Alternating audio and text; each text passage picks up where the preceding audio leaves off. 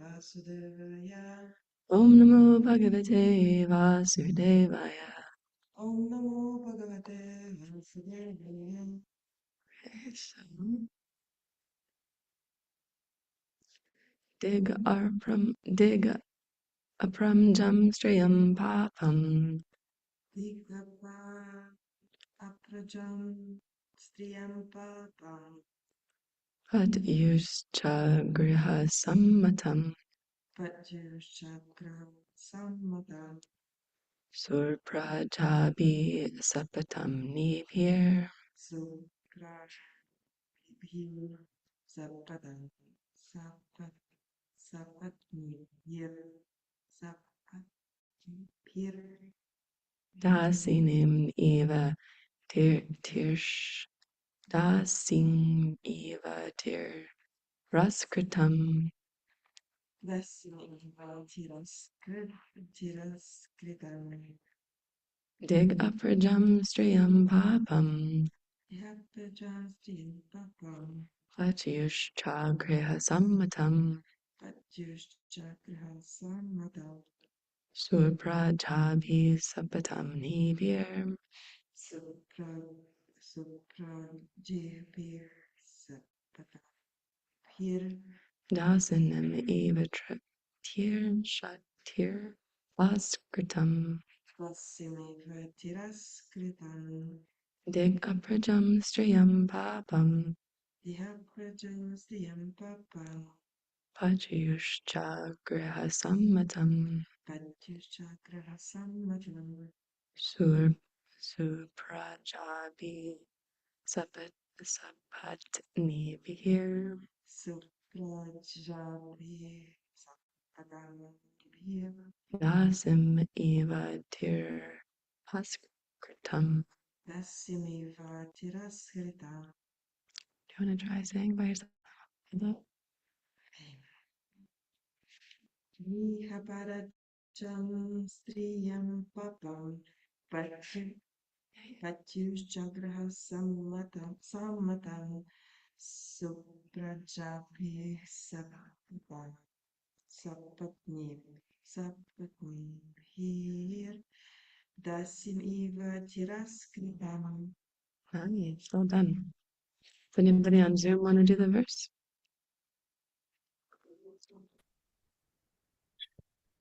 Tegaprajam Striyam Papam Patyush Dagriha Samatam Supajabi Papatnipir Dasim Eva Saraskritam. Thank you, Prabhu. Any other Vaishnavis on Zoom or anyone else?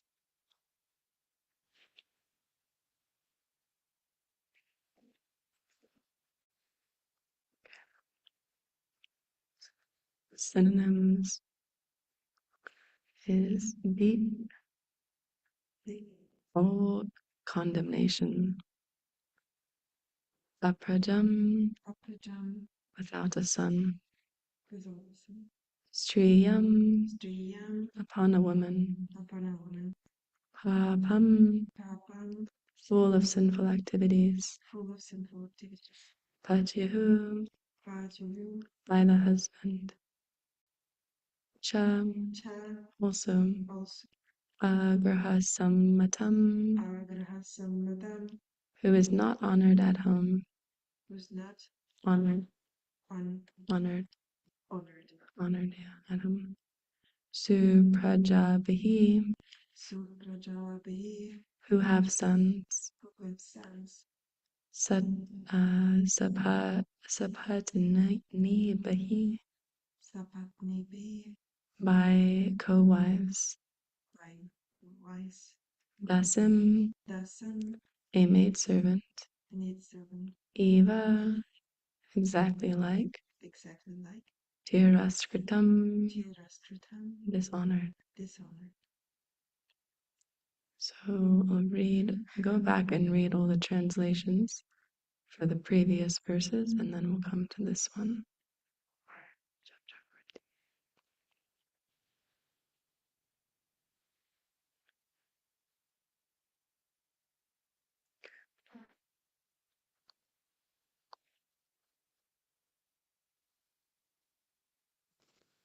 Okay, to save you all from my mispronunciation of Sanskrit, I'll just read the translations.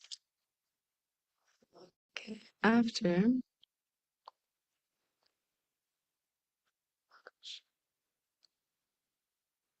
sorry, I was trying to get the looks to be really big. As Krita Devi, after receiving the semen of Lord Shiva from Angi, conceived a child named Sakanda Kartikeya. Kritaduti, having received the semen from Chichiketi, became pregnant after eating remnants from the food from the yagya performed by Angira. Text 31.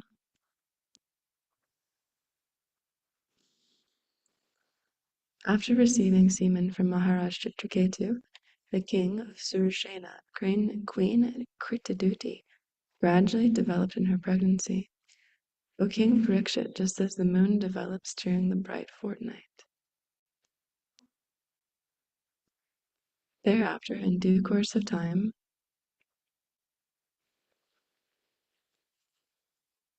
a son was born to the king. Hearing of this news, all the inhabitants of the state of Sursena were extremely pleased. King Chitraketu was especially pleased.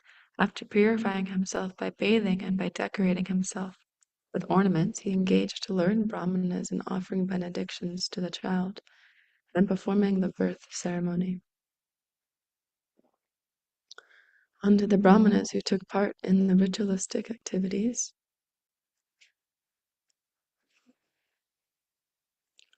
unto the brahmanas who took part in the ritualistic ceremony, the king gave charity of gold, silver, garments, ornaments, villages, horses, and elephants, as well as 16 corrids of cows, 600 million cows in charity.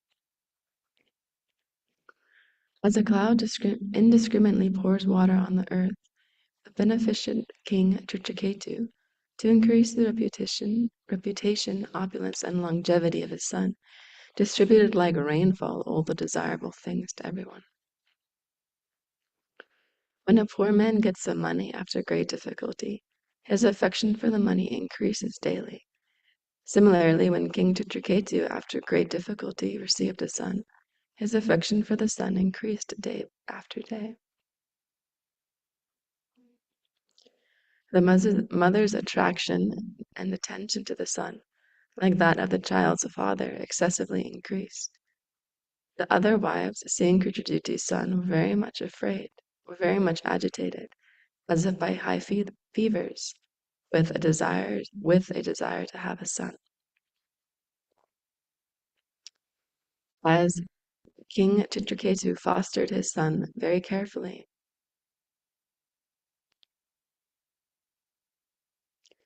his affection for Queen Kritaduti increased, but gradually he lost affection for the other wives who had no sons. The other queens were extremely unhappy due to their being sonless. Because of the king's negligence towards them, they condemned themselves in envy and lamented.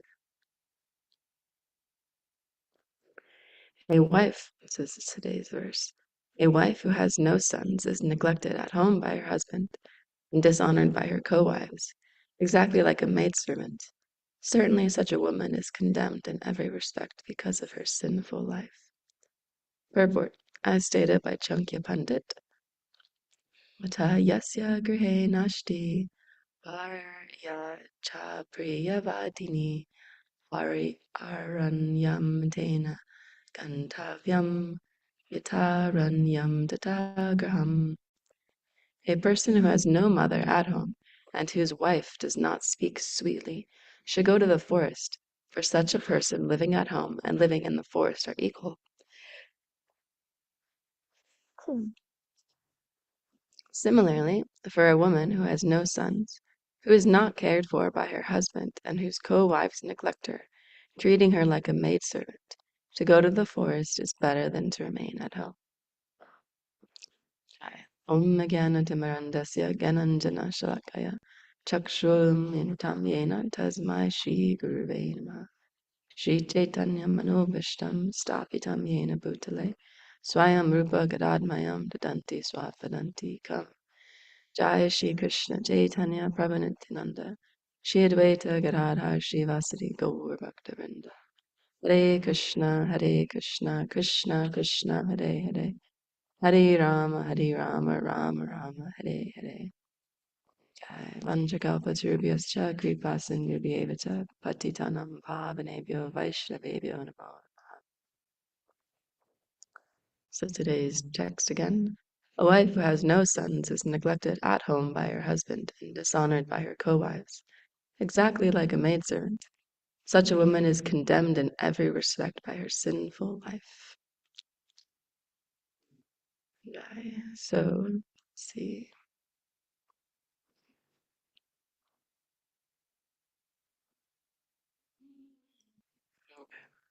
So today, I thought to speak on a couple different topics.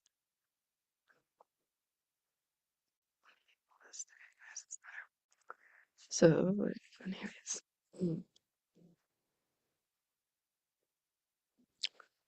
First, I'll speak a little bit about envy because it comes up. We've just heard about it in this, as the wives of King Ketu are experiencing this envy due to their co-wife, who's had what they all wanted. They all wanted to have a son, because that's what King Chitraketu was desperately wanting, a son. And they wanted to be the one to do it, but they were all, by some mystical arrangement, infertile, so they couldn't produce a child. Um, and no matter how many queens that King Chitraketu married, his unhappiness was that he was doomed to not have a child.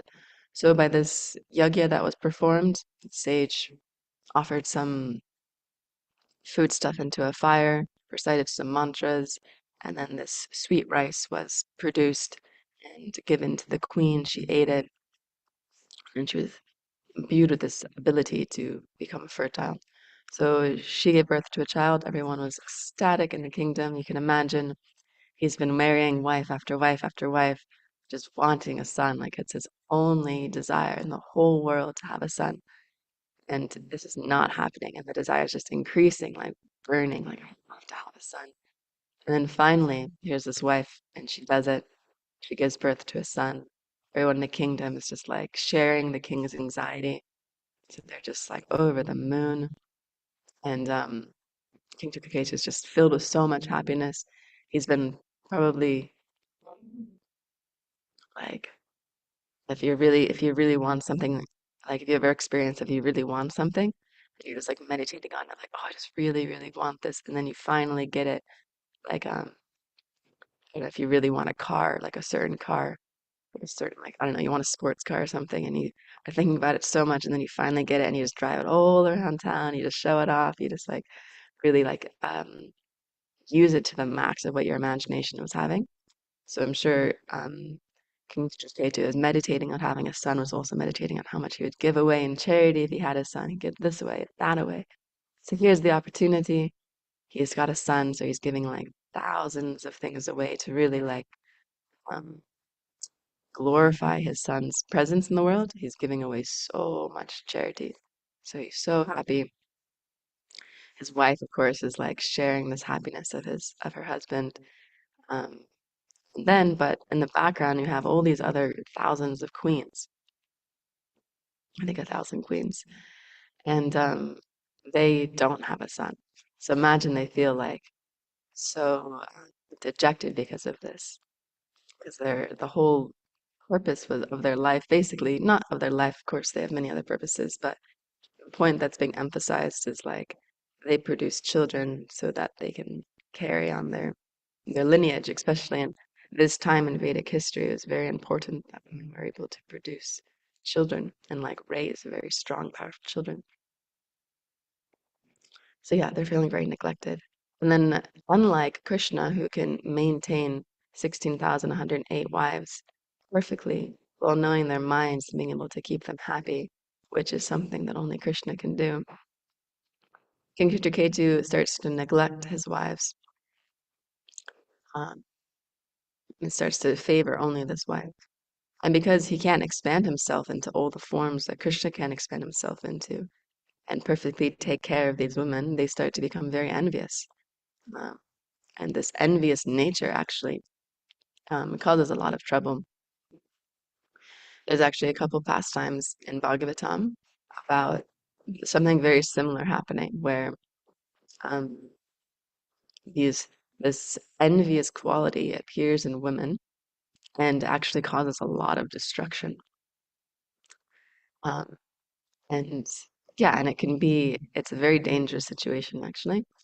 Like there's the famous pastime in the Ramayana with um, Lord Ramchandra and his stepmother, whose name also starts with a K, but I can't remember off the top of my head. Um, Karkeya, thank you. Yeah, Karkeya. So, yeah, so she has her maidservant Mantra, and this maidservant has been with her entire life. And when she finds out that Lord Ramchandra is going to be installed as the Prince Regent, not her son Bharat, who's actually a little older than Ram, she becomes very envious. And this envy actually, like, it's like a poison. So it poisons her intelligence and then poisons the intelligence of Kaikeya to do, like, send Ram to the forest and in the end actually kills her husband in that way. So yeah, there's just this example of envy. I was also thinking there's another pastime in Bhagavatam, um, which I also just thought of this morning and I wasn't able to look it up properly in time. The names of these two girls. One's the daughter of the one is the daughter of the spiritual master of the demons, Sukracharya, and his daughter, her name starts with a D. I can't remember. Anyways, the situation is that she's playing in the river with some of her friends and this other girl who is like a daughter of one of Sukracharya's like kings, like the kings in the demon race, and they're fighting, and then they're play fighting, and they get out of the water, and then this girl grabs the clothes of this daughter Sukracharya and puts them on, and she criticizes her very harshly. Those aren't your clothes; those are my clothes. Why are you wearing them? Anyways, this situation unfolds, and this whole pastime gets prevailed, where she ends up getting one of these girls falls into a well, and this handsome prince comes and saves her, and this whole situation unfolds. But in the end, there's this troubling pastime where um, this prince marries the daughter Sukracharya, and this maidservant, this girl who pushed her into a well, becomes their maidservant. And so the husband has he was told very strictly by Sukracharya, whatever you do, do not like lay with this maidservant, do not have children with her. But he kind of goes against that, and he does anyways. And he ends up producing one more child with this maidservant than he does with this daughter, Sukracharya. So this creates an envy, like, you're supposed to be married to me, but you gave more children to this woman than you did to me. So I'm gonna have you cursed to become old forever. So yeah, and here's just another pastime I thought of where this, like specifically around children, envy kind of comes out within women. I'm sure there's other pastimes in Bhagavatam too, but yeah, this envy can be very destructive. It's like, yeah, compared to like a poison that can just kind of like be within and burn with inside. And then whenever it comes out, it kind of like stains the situation. Like I was imagining it like if you've ever like, I don't know, been making a cake or something and you're stirring with a whisk and then your hand kind of gets in the cake and you got cake batter on your hands. And like it doesn't matter where you go, but whatever you touch, there's like cake batter on it. So I was thinking this envy is like this when you're really envious and it's kind of like all over your body and it doesn't matter really what you do. It can like if you go into a situation you have envy for somebody, whatever you touch just gets like this envy on it. And it's very unpleasant and it's actually very unattractive quality. I was realizing it in myself recently. I was interacting with one devotee And I was like, wow, I can feel the envy in my heart. It's very uncomfortable. And I was doing some service on the altar, and I could feel like, wow, actually, I'm so envious of Krishna. And it was like, could feel it in my body, like as this really uncomfortable like sensation, like you've just drinking. If you ever drinking really hot tea before, and it kind of burns your insides, it was felt like that. I was like, wow, I can feel my body, like I can actually feel how envious I am. It's so uncomfortable. And yeah, let alone to like another person, you can like feel, wow, I'm so envious towards them. I can like feel it in myself. Um, so there's one thing to feel it, and it's another thing to act on it. Um, and it's another thing for other people to be able to recognize it in you. That's like the most uncomfortable situation. Um,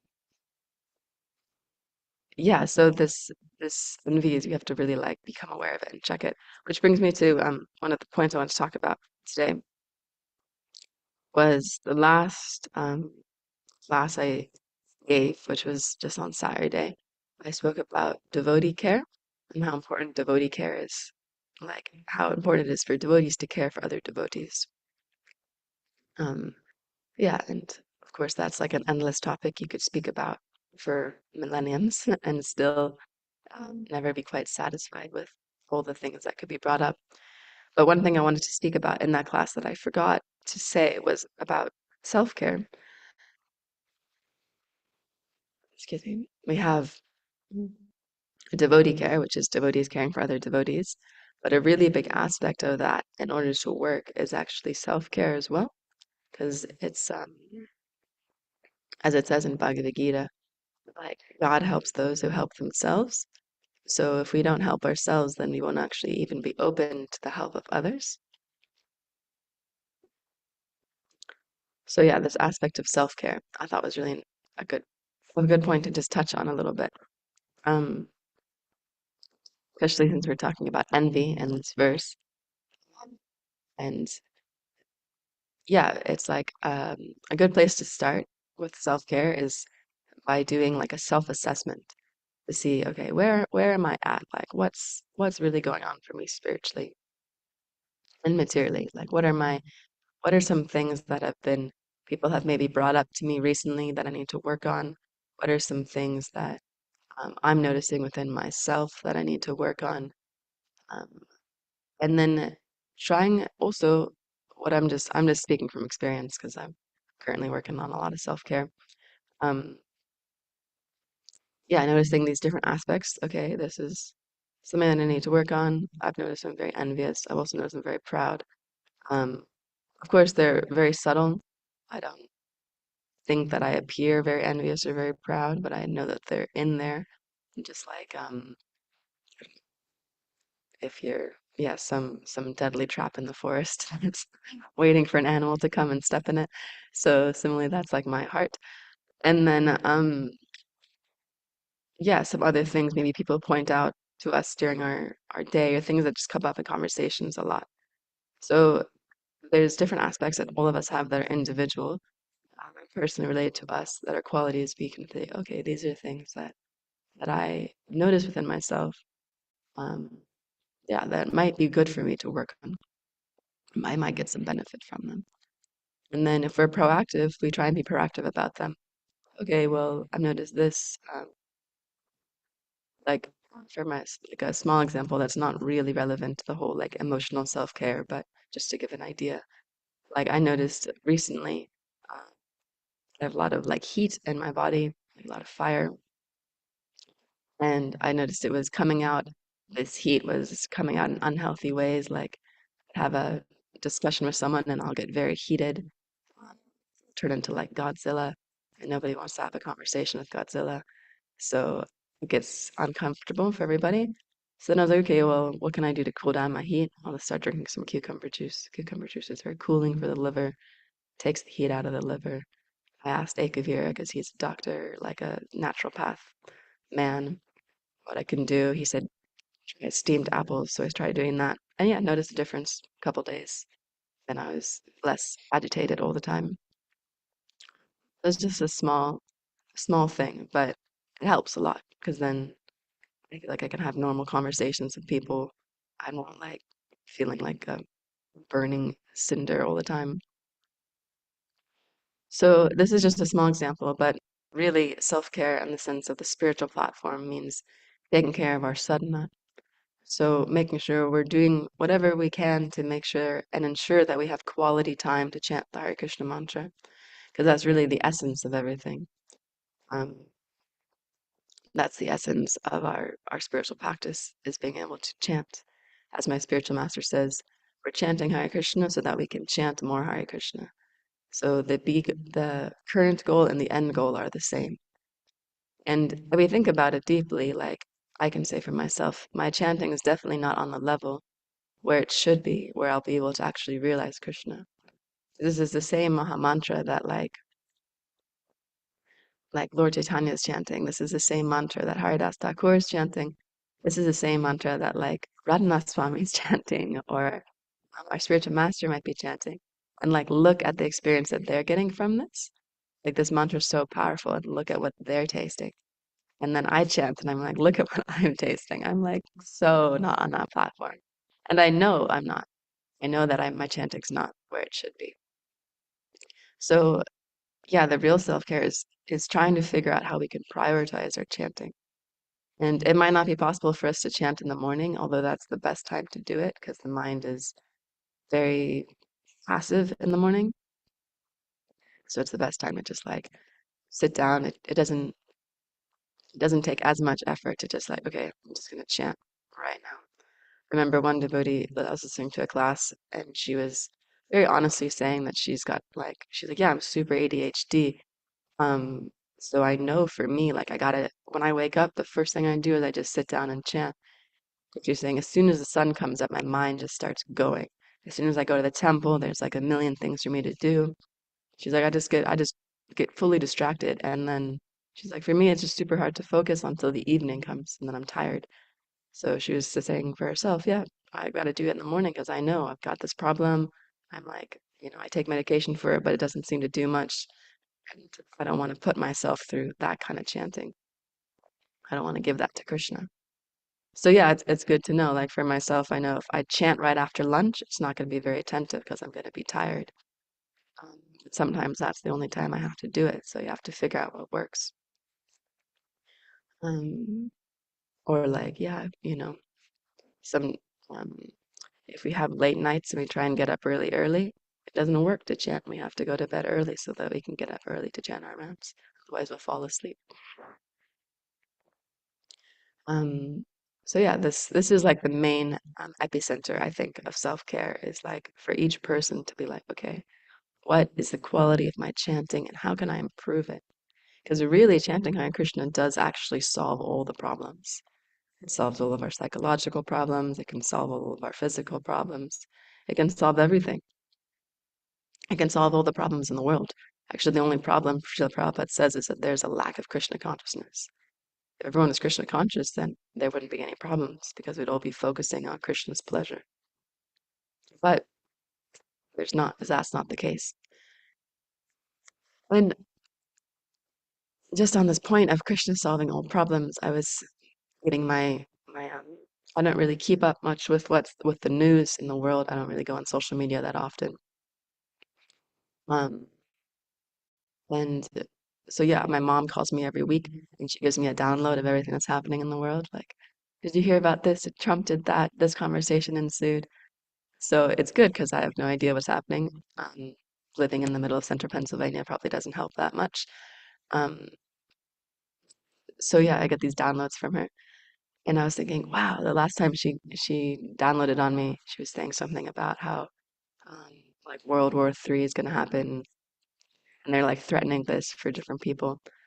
And I was thinking, man, it is like so good to be a devotee. Not that I'm at the platform yet where I actually think I qualify as a devotee in terms of what Shastra describes, but just thinking, wow, we're so fortunate that we have the Hare Krishna mantra because we know that this is above everything material. And it's the only thing that's going to actually give us any sort of like sense of peace, but sense of peace because we have a connection with Krishna, who's the supreme personality of Godhead and can control everything. So I was like, wow, we actually have no control in this world. Um, oh, really? And especially in the world that's happening, like in the you can say the world outside of the temple, the material world, um, yeah, there's actually no control we have. It's completely chaos, absolute chaos in every direction you can turn. And to get involved in it just creates anxiety because you actually can't control anything. It doesn't matter, if you make a petition, no one cares really. Um, yeah, they're just going to do what they want. So, although it's like a very intense situation, we can't do anything about it. So I was thinking, wow, it's actually a relief to know that I'm a devotee or I'm trying to be a devotee because it gives you like some security in the world. I don't have anything, but I know I have the Maha Mantra. No one can take that away from me.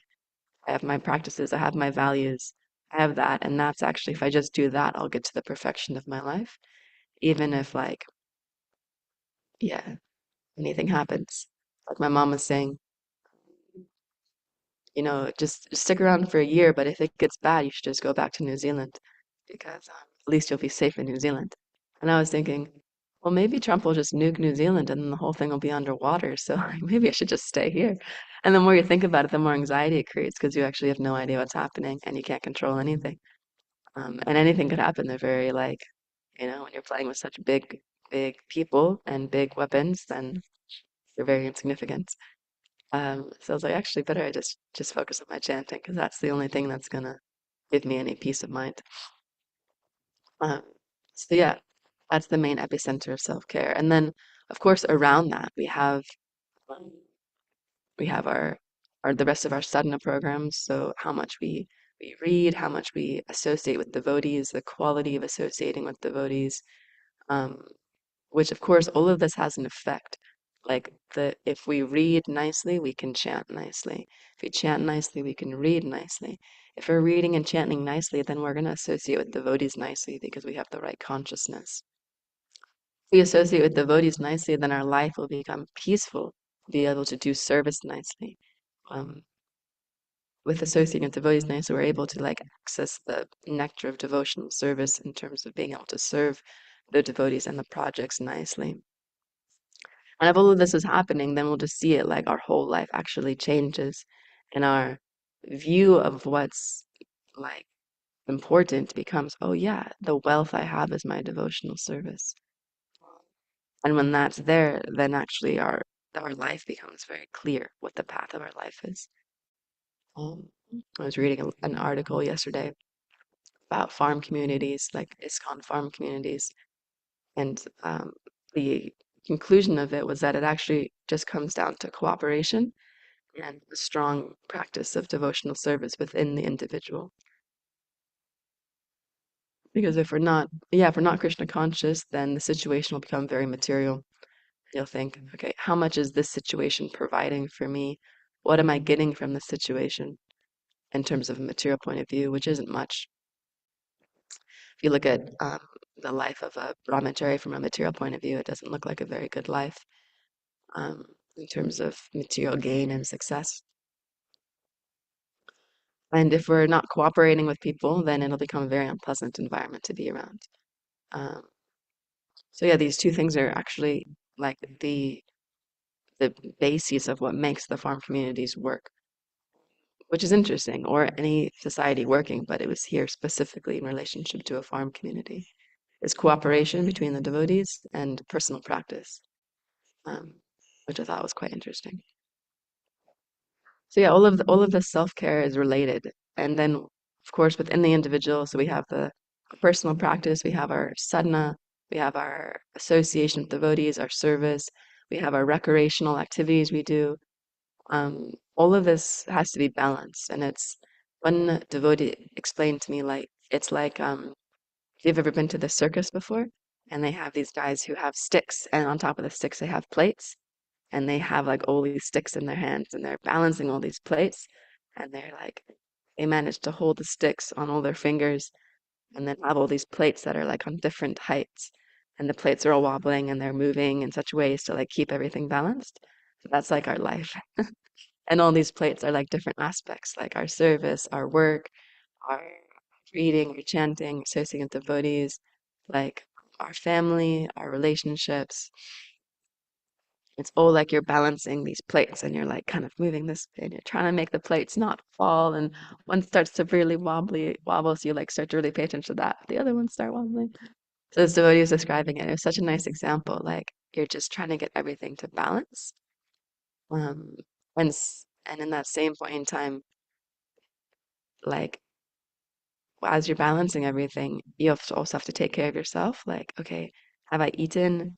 Am I sleeping properly? Is my health, am I exercising? What's my mental health like? Is it okay? And also balance everything. So it's quite impressive if someone can do that all really nicely. So yeah, and if we're able to balance all of that, we're able to take care of ourselves and really like focus on how, like, what aspects do I need to take care of? What aspects are you doing okay? Um, and other people come in and they try and help and they give us their care. That's if someone's not taking care of those aspects of their body and their mind and their life, then yeah, it can be hard to take care from others. Even if a devotee is very loving and they're like checking in, how's it going? How's this? How's that? But the person's like kind of closing off their gates in a sense, then it can be hard for that person who wants to give love and care to access that. And that's sometimes that's just the case. That takes maturity to understand that and to be able to know when to give and when to just be like, okay, this person needs space. I'll check back in a few months. So yeah, anyways, that was a lot. I didn't even get all the points I wanted to get to, but yeah, I guess I should leave some space for questions and comments. So I'll just end there. But yeah, we talked about like envy, the position of like how envy appears in Bhagavatam a lot within um, women, specifically related to children. There's those two pastimes, how it's like very poisonous and can kind of pollute an atmosphere. And then self-care, like noticing what we have to work with inside, the qualities we have to work with. We're dealing with like if we have envy, what does it look like? How do we deal with it? And just being proactive about those things that we need to work on, and then the different aspects of self-care in a spiritual sense. So yeah, I'll finish there. Do you have any questions or comments or I was realizations? just thinking about those poor wives, and Mhm. you see, King Chitraketu was the part of the problem because, like, he was using them, right, Yeah, just for his own wishes, and then he should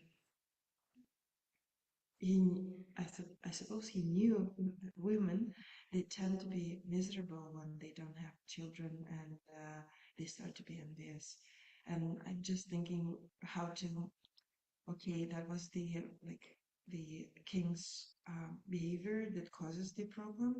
But then if just hypothetically, if I am a wife of King Chitraketu, where is my responsibility? So yes, I'm miserable, but like, is this? But this is my karma, right? yeah, So I'm just trying to maybe to distribute responsibilities, but yeah, like for this understand. situation. But what should they do? Yeah, it's a good Should they question. go to the forest? But it's just he caused this problem, and they're supposed to go to the forest. I know, it's like, come on, Chichike, help them out.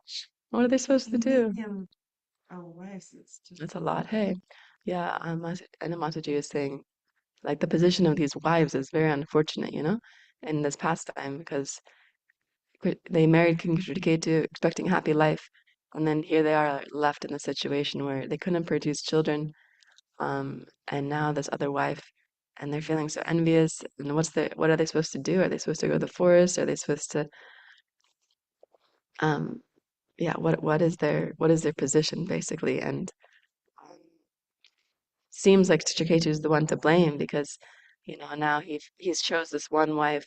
She's pregnant. She gave it birth to a child, and he loves her, and he's neglecting these other wives. So their position has become very unfortunate.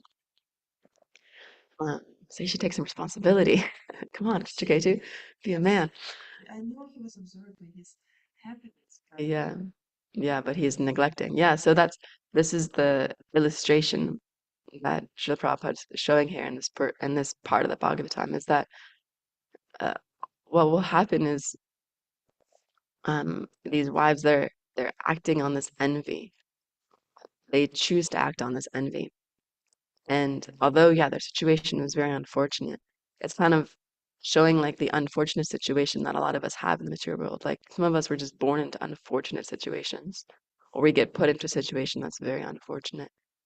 But then we can choose, okay, this is the unfortunate situation that I've been placed in. Now, how am I going to act on it?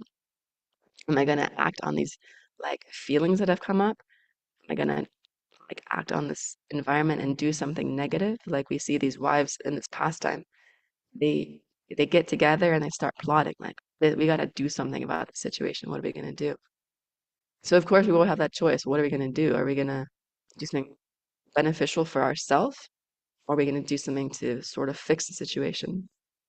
So these wives, they decide we're going to fix the situation. We're going to kill that child because that'll solve our problem. Because when that child's gone, then then he'll love us all equally again. So they act on this. They do this. They kill this child, as we'll hear in the previous next verses. And then when the child's dead and they see that their husband is lamenting, that everyone's so unhappy, they actually also start to feel like, wow, that was not the right decision to do. And they become very unhappy. So this situation that we're getting presented in Bhagavatam is Srila Prabhupada showing us, yeah, this is the position of the living entity. We're like in this unfortunate situation, we have all these qualities, and sometimes we're put in situations where we really have to make a choice. Like, am I going to choose to act on these feelings and just create havoc? Or am I going to choose to be like, okay, this is my situation. This is what I've been put in. This person is being neglectful of me in this way. What am I going to do? What's the best thing that I can do? So really the best thing we can do is be like, in this position, I can't say what they were feeling. I've never experienced this before personally, but this amount and level of grief, yeah, it's very hard to see through, to be able to see clearly. And like, actually, the best thing I can do for myself right now is to take spiritual guidance. Like like in the pastime of Srimad Bhagavatam, we hear with Maharaj Parikshit, he's king, got everything he needs. And then this little Brahmin boy curses him, I'm going to curse you to die in 7 days, and you're going to get bit by a snake bird. And the king is like, this is a very unfortunate situation. Could counteract it, but actually, I'll take the opportunity to become spiritually conscious. So, yeah, I mean, at least from this pastime, that's the point that I take as like, wow, they're in a really unfortunate situation. What are they going to do about it? And they act in this negative way, and then we see the repercussions of it later. But it's like a good point to realize, oh, I have a choice. Like, yeah, they could go to the forest and become great sages, even though that's not their situation. Like that, I mean, that they have that opportunity. And yeah, it is unfortunate in a sense, but what is the greatest welfare for them? In a sense to see. But yeah, like, from the women's rights point of view, it's not a very positive chapter. You get from real powerful ladies in here and they'd have something to say about it. But what's the real benefit, really? That helpful? It's just the end of I heard in the lecture like again this one Maharaj that it's the only feeling that we cannot use in service. Envy, yeah. Yeah, envy is the only feeling we can't use in service. Yeah, there's in Nectar of Devotion, there's a nice section on envy. Yeah, but yeah, it's true. It's the only one we can't use in service. My spiritual master says when you envy someone, it's actually just indirect appreciation. Um, like if I'm envying this person for being such a good cook, and it's actually like, oh, you're such a good cook. Oh, I hate that you're such a good cook. I wish you just left and then I could do all the cooking. But actually, it's just indirect appreciation because you're thinking, this person is so much better of a cook than I am. Anything I could ever do. Um, like, wow, they're so talented. So that's like kind of a way to check the mind when it starts becoming envious like that. Or yeah, if I notice I'm envious towards a devotee, I'm like, wow, it's actually just because she can do so much more than I can do. I wish I could do that and I can't, so I'm envious about it. What is the other feeling that you feel looking at the person that is better, who's better than myself, for example? What is the feeling we can feel instead? Instead of we can feel like appreciation for them. Yeah, like if you're looking at someone and they're just, yeah, so much better than everything at us that we can do. We just try and appreciate them. And like when I was living in this ashram in Wellington, there was this one girl who moved in. And at the time I was cooking a lot and everyone was appreciating my cooking. And this girl came and she was like, she was from Russia, but she was living in America for a while. She was like expert at cooking. She was a baker for years, professional chef, super awesome cook. And she was really beautiful. And she was really talented at singing. And she was super artistic. She was like everything I wanted to do, but like better. And she was younger than like a younger devotee than me. And she was just like surpassing me in everything. And I was so envious. And I was living with her as a roommate. Man, it's really hard. So envious of her. And it took me a while to realize I was super envious of her. And then when I did, I was like, man, I'm really envious of this devotee. And someone told me, why don't you just see like that, like, well, just start appreciating her. And so I did. I was like, wow, she's actually, yeah. And now I can see it. Man, this devotee, she's still super beautiful. She's still an amazing cook. Got two amazing children. She's just like flourishing in her life. And I just had nothing but appreciation for her now. I'm like, wow, I can't believe I was envious of you for so long. Because actually, yeah, she's just super talented. And then when we start to appreciate them, then it actually changes the heart.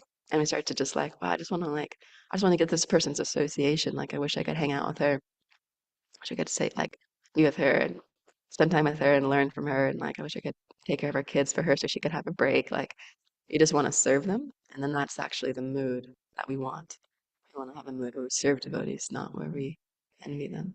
So yeah, I mean, that's all I can say. I'm working on that with devotees still, like trying to see the appreciation instead of the envy.